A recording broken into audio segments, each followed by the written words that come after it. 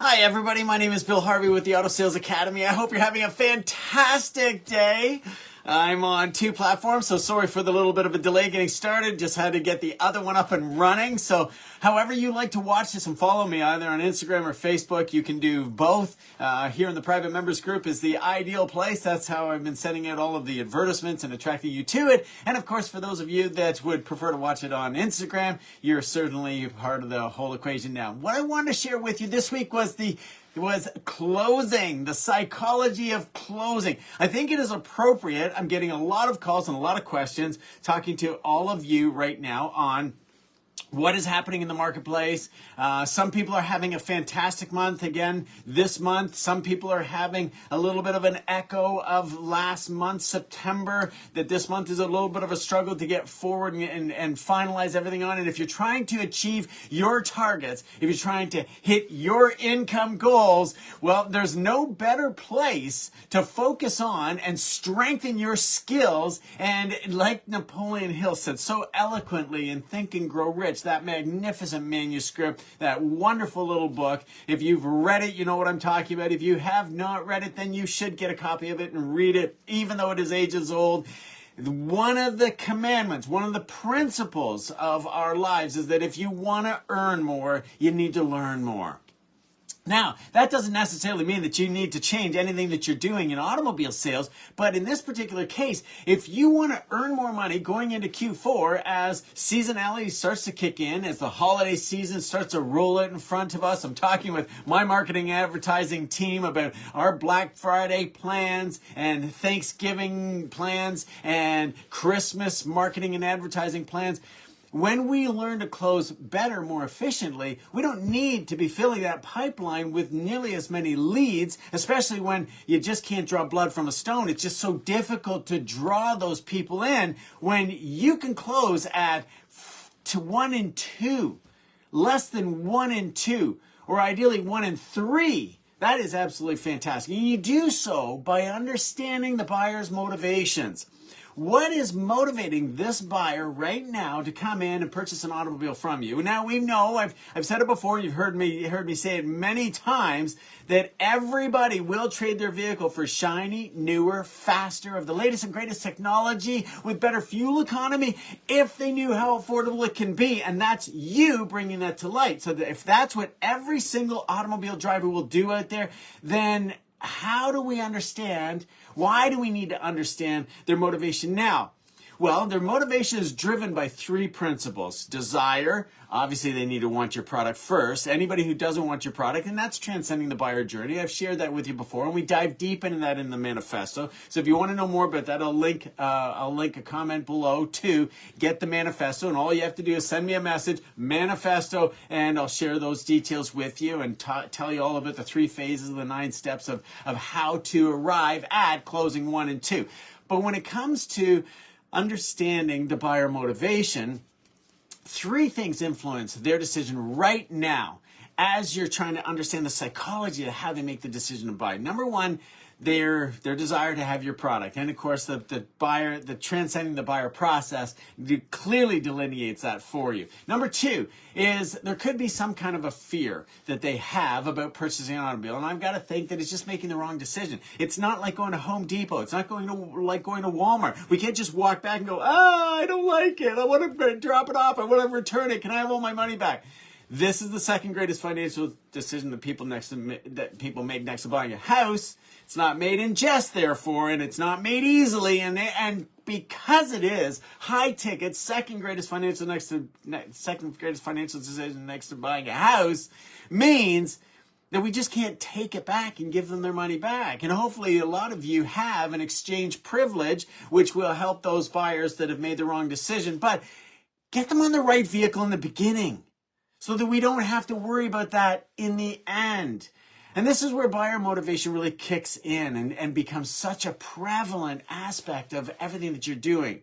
And part of buyer motivation is understanding the buyer's concerns and addressing their concerns. So with respect to buyer motivation, you can determine what kind of buyer that you have based on the cadence that they speak at, fast or slow, and whether they see the world as friendly or they see the world as a little bit combative. That will identify the 4 types of buyers that we talk about extensively in the Dynamic Buyer Odyssey, and I've covered that in other videos, so scroll down and have a look at that. This lends itself so well to how you're going to approach this rather delicate subject of closing, because what do customers detest the most? When we survey them, what do they say that they hate the most about shopping for an automobile? Pressure. Pressure. Now, what is pressure? Let's look at the Grand Canyon. How was the Grand Canyon formed? Well, pressure is that activity within negotiation that is not closing, that we exert on others in order to help them make the decision that we want them to make. Closing is different. Closing is an activity that finalizes the sale. That's all it is. At the end of the day, we close it up with our compliance mechanisms and finalize the delivery and send them on their way. What we don't understand as salespeople, especially in the auto industry, which includes power sport, any high ticket like that, is that as much as people don't want to be pressured, they do, when you understand their motivation. What is driving them? That's the purpose of the 8 steps of the sale, and the reason why our process doesn't have a closing step, because closing happens throughout all 8 steps. All 8 steps indicate to you what this buyer's motivation is, where you can address their concerns that are centered around the desire for your product or the fear of making this decision and avoiding the pain of continuing to drive the automobile that they currently have. That's basically number 1, the psychology of closing. And I want to cover that off if you read through the email and you're following along in that capacity. The second thing I want to talk about are closing techniques, because that's really what you showed up for. So let's talk about some of the closing techniques that you can leverage.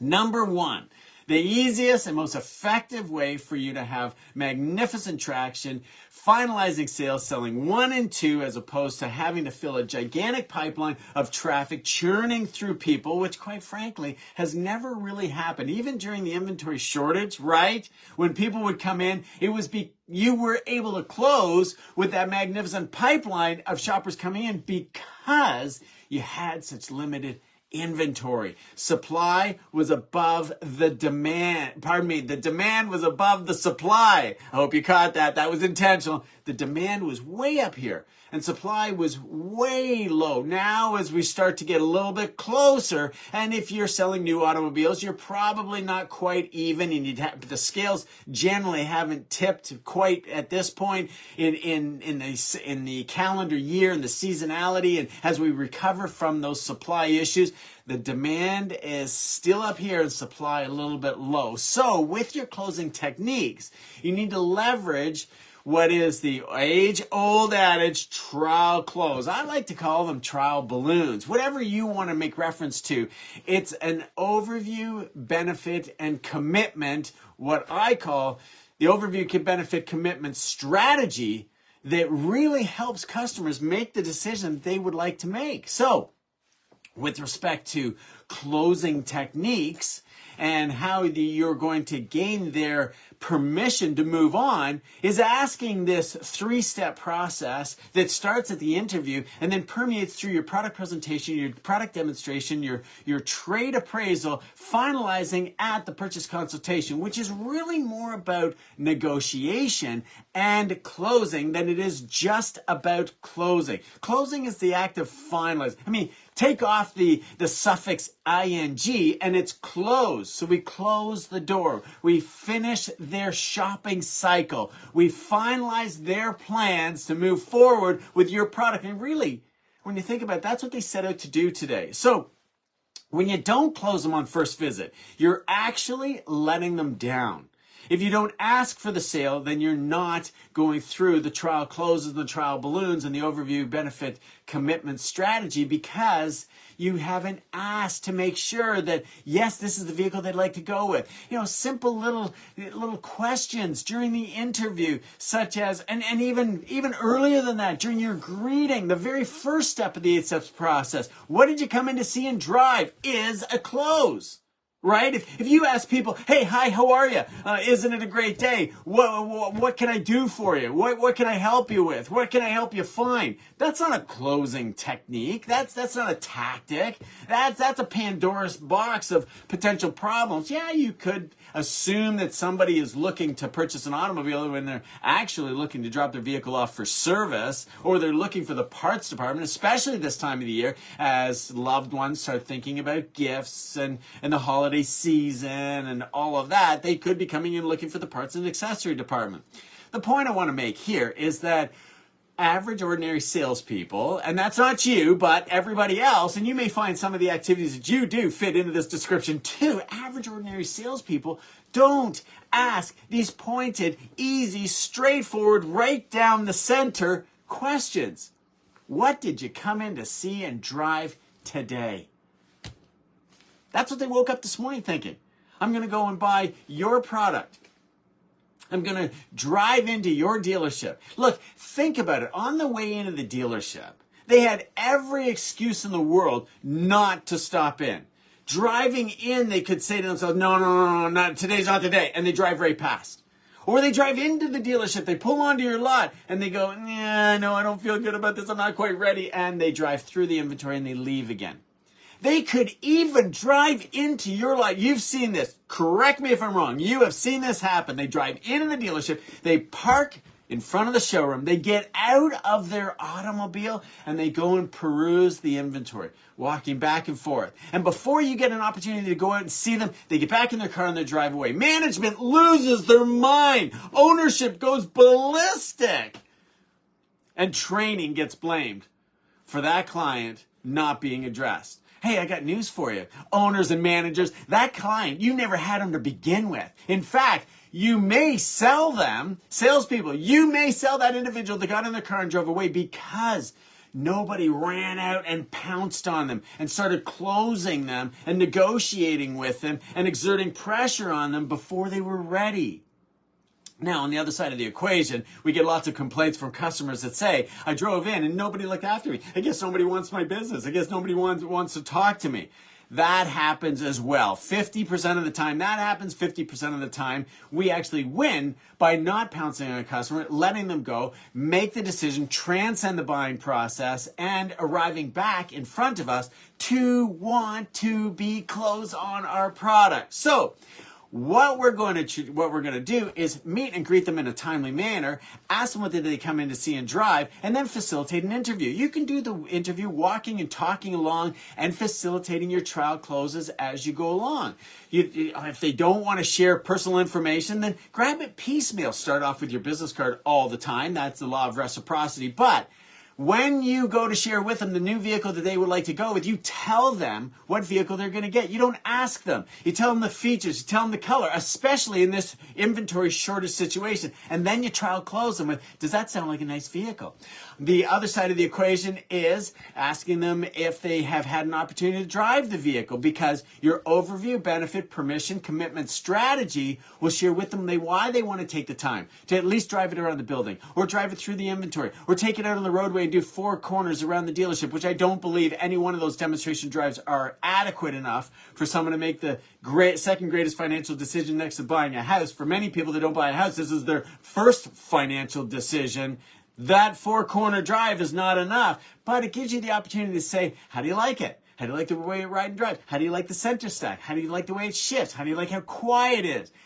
This is closing.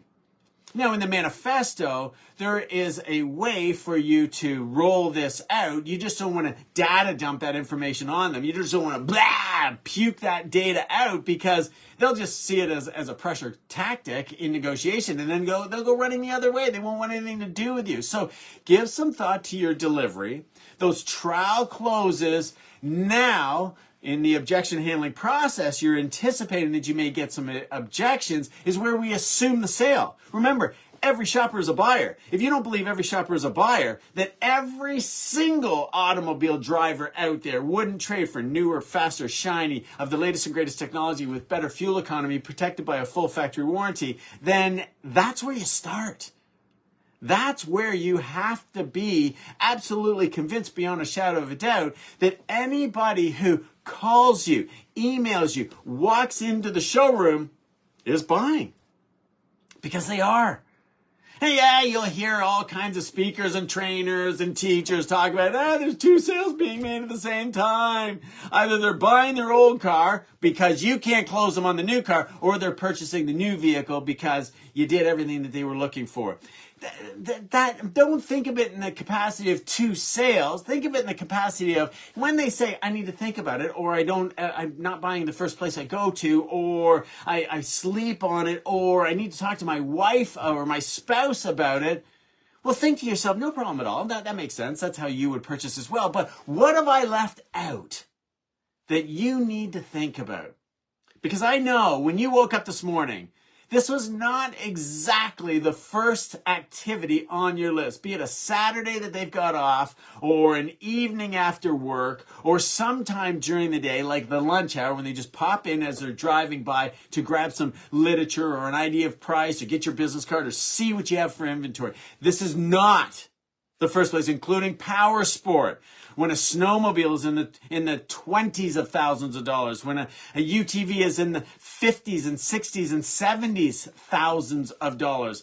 This is not the first place that they're going for entertainment and information. They need to have already transcended that buying process in order to just be able to pick your brand. So when we think of the objections, what are some of the hurdles that we're going to have to overcome? Number one, is it color? Is it price? Is it features? Is it me? Is it the dealership? Is it the location? Is it when they like to get it? Is there credit application? Yeah. It's all of that. And this is where closing doesn't really fit into, as so many teachers, trainers, and speakers putting closing right at the very end. Or even worse, some teachers, trainers, speakers only facilitate workshops specifically on the niche of closing. Look, if you haven't set up the client properly by building the relationship and winning them over, then all the closing tactics in the entire world for empathetic listening and sympathizing with their situation and finding them the vehicle that they would like to go with are never going to work. You have to start at the very beginning and demonstrate that you are here to do business. You sell only one brand, or maybe two, or maybe three. If you have Ram, Jeep, and Chrysler product all under the same roof, if you have Ford product of F-150, Mustang, Maverick, and Bronco. Yeah, there's four brands all under one roof, but it's Ford. That's what they wake up in the morning, and that is what they're looking to ride and drive and buy. Now, in our closing activities of finding out what they're looking for and ensuring that we're delivering on what they would like to have, are you leveraging scarcity and urgency? These are the two primal behaviors that permeated so perfectly through the entire inventory shortage and continue to this day. The fear of missing out is more important than the fact that you delivered any kind of information at all. Do you realize that? Your own body language speaks eloquently to this. Their body language, are you reading that and understanding that the individual that you have, if they're wearing a perfectly pressed outfit, if their handbag is clearly a very expensive one, if the shoes are absolutely magnificent, you've got a different buyer behavior that responds equally differently to the fear of missing out and scarcity and urgency than the individual that is very casually dressed and everything's wrinkled and it's kind of like Banana Republic wear, and you just want to know who they are. They're wearing a ball cap, maybe a hoodie, and they're looking at one of your most expensive products, and you're thinking to yourself, can this individual actually afford it? I mean, I'm not supposed to prejudge and rule them out like they could if it were Bill Gates coming into the dealership. He's probably not wearing an Armani suit because he's not standing on a stage that is expecting him to be dressed like that. He may be wearing a ball cap. He may be in a hoodie. I've seen Don Cherry walk into a particular dealership in a large metro market, and he's got a ball cap pulled tight down over his eyes. He's in almost pajamas, and he's dropping off his Cadillac Escalade for service, and you think to yourself, that That's the Don Cherry with the tall collar and immaculately pressed suit and beautiful huge tie and so impressive. You think to yourself, I wouldn't wear that, but wow, for hockey lovers out there, everybody knows what I'm talking about here. That's really quite impressive. We treat these behaviors differently, leveraging scarcity and urgency.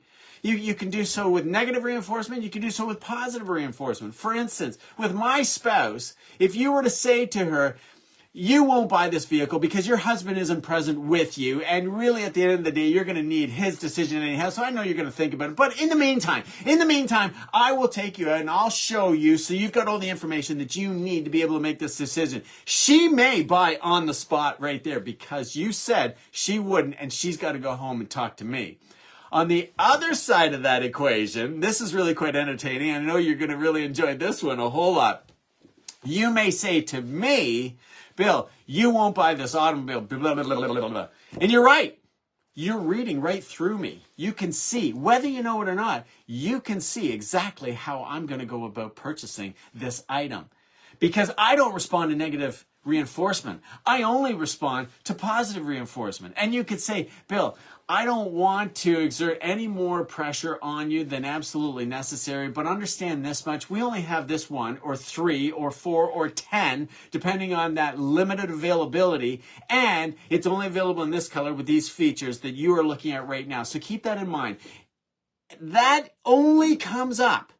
That fear of missing out, that scarcity and urgency only comes up with perfect timing in closing. I'm not negotiating with that individual. We're only closing. And I'm leveraging fear of missing out by saying I only have 1 or 2 or 3 available, so that when you are thinking about this, please don't be upset with me if you come back and it's not here, because there's a reason for that. And I won't go into all those details, and we don't have time to talk about those tactics, but put a comment down below that you really like this, because I love your comments, and I do personally respond to all of them. Nobody on my team responds to the comments. I do.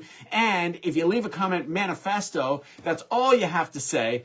I will follow up with you personally and share some of those tactics that the manifesto actually has in it that you can improve your closing ratio to that 1 and 2 status. Now, my last point that I want to share with you is those closing strategies to nurture the relationship. If you haven't built a dynamite relationship with your clients, then my goodness, all the closing tactics in the world are going to fall on deaf ears. All they're going to hear is, no, I don't want to talk about this anymore. How do I get out of here? And they're going to leverage the time, and they don't have any time, and they can't wait to be gone, and they can't believe how much time has happened. And at the end of the day, if you're using the hammer and chisel to open the egg, the proverbial egg, as your closing tactics, then you're going to find closing an arduous task. You're going to find that people just cannot be closed right now. You're going to find that you're defaulting to negotiation with low gross deals in order to be able to close them and finalize the sale. You need to be in a situation where the client can trust you. We've talked about the know, like, and trust badge of honor before. You earn that. That is not given to you. That is not bestowed upon you. You cannot buy it. You don't get it as a result of completing my system of 3 phases and 9 steps and graduating out of the manifesto. You earn that know, like, and trust badge of honor. And I'll share with you how to do so very quickly and easily by nurturing the relationship and looking at closing as a long term. Because here's the easiest way for you to sell 10 cars this month if you're only at 6.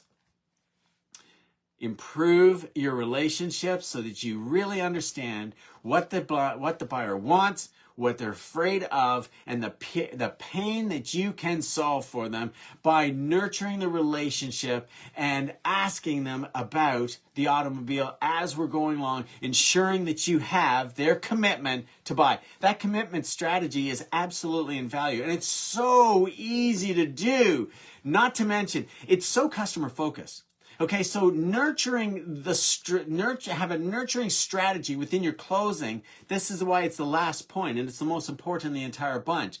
You need to have this customer focus approach. Not so much that it is a procedure or that it is policy in your dealership, but it's got to come sincerely from you. The customer has to feel the fact that you understand the predicament that they're in, that automobiles are up 22% from 2021 to 2022, and they're up another 23% from 2022 to 2023. So automobiles have risen radically quickly through hyperinflation, and their monthly payment has done the very same thing. And if you've got a client coming in with a 8, 9, 10, 12, 13-year-old vehicle, you know exactly what I'm talking about. They are going to be a little shocked. So closing can also include narrowing down their choices to those affordable options, which includes pre-owned. So don't hesitate to leverage these tactics that are all perfectly aligned and roll up to your entire strategy of selling. But in this particular case, we're leveraging the psychology of closing. We're leveraging powerful closing techniques today. We talked about overcoming objections and the closing of urgency, leveraging that scarcity and urgency so that you have dynamite relationships that you've nurtured with your client with an ongoing follow-up strategy. That is the most important thing that I think I need to impress upon all of you, that if you don't close them on first visit, the client expects you to follow up with them afterwards. One of the greatest complaints next to I was pressured to purchase was nobody called me. Nobody followed up with me afterwards. My goodness, I can't believe it. I get better follow-up from Best Buy or Walmart or the hotel that I stayed in recently than I get from my automobile salesperson. Make sure you leverage an aggressive follow-up strategy, because this is how you will sell 6 cars in this week, or 6 trucks, vans, sport utilities, power sport. I hope you get what I'm talking about. 6 automobiles right now this week with powerful follow-up techniques that you aggressively pursue 80% of those unsold traffic, that you will close 40% easily and quickly because you've earned the KLT badge of honor. They expect you to ask for the business, and it becomes easy. I hope you've thoroughly enjoyed this today. Again, the manifesto will delineate this in one step alone.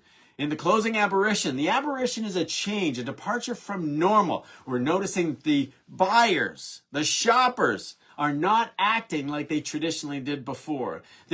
Some are buying on a whim. Instantly, we're seeing more first-time buyers, not first-time as in they've never purchased a vehicle before. I'm talking about first visit, first-time buying than we've ever seen before. And of course, that was the case absolutely throughout the inventory shortage. But that whole trend is continuing on because we don't have that much time in the day.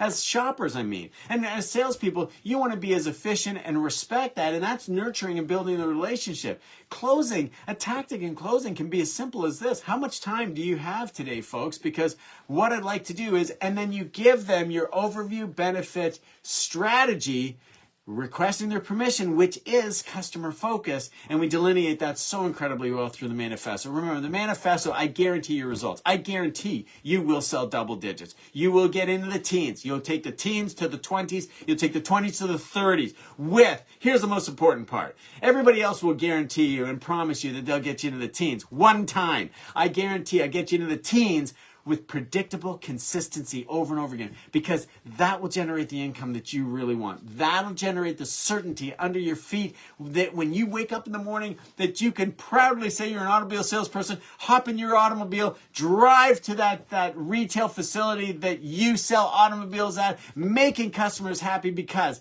this is the second greatest financial decision that they make in their life. It doesn't happen easily, doesn't happen in jest. And everybody loves purchasing an automobile. Unquestionably. Even those that tell us, no, they don't. They want the autonomous vehicle. They want self-driving cars. They want autonomous buses. They like public transportation.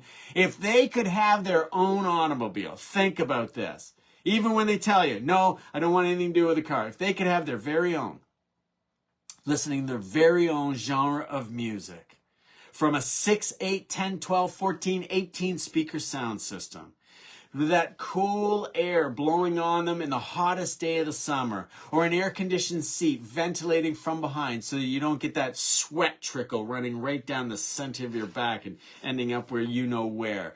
if they could have their own heated seat, heated steering wheel, and a perfectly climate control automobile with the greenhouse compensation of that climate control system, just creating the most magnificent ride and drive. They wouldn't take that over sitting on a uncomfortable city bus or sandwiched into a subway underground and recirculated air.